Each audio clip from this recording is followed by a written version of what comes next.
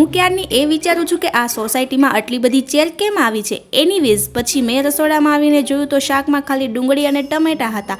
તો વિચાર્યું કે ચાલને માર્કેટમાં જઈને શાકભાજી લેતી આવું. તો સાંજના વાગી રહ્યા છે 6 અને હું આવી ગઈ છું માર્કેટમાં અને અત્યારે ટ્રાફિક પણ બહુ છે અને અત્યારે શિયાળાની સિઝન આવી ગઈ છે એટલે માર્કેટમાં બહુ બધી નવી નવી વસ્તુઓ પણ આવી ગઈ છે અને બધું જોતાં જોતાં હું આવી ગઈ શાક લેવા માટે. અત્યારે શિયાળા લીલા શાકભાજીઓની બહુ વધુ માંગ હોય છે. જોયું તો હરિયાળી જ હરિયાળી બતાતી હતી.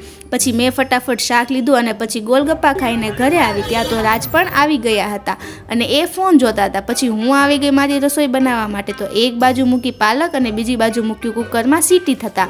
ત્યાં સુધીમાં આપણે હવે શાક સમારી નાખીએ. પછી ડુંગળી ટમેટા મરચાં અને લસણને કકડાવી નાખ્યું અને તૈયાર છે આપણું આલુ પાલકની સબ્જી.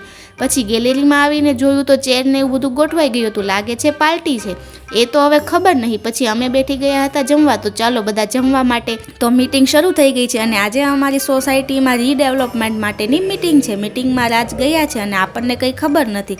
હવે એ તો આવે પછી ખબર પડે કે શું થયું છે. મીટિંગ ચાલે છે ત્યાં સુધીમાં તમને મારો મિની વ્લોગ કેવો લાગ્યો એ મને કમેન્ટ કરી દેજો, લાઇક કરી દેજો અને નવા હોય તો ચેનલને કરી દેજો સબસ્ક્રાઈબ. રાધે રાધે, હર હર મહાદેવ.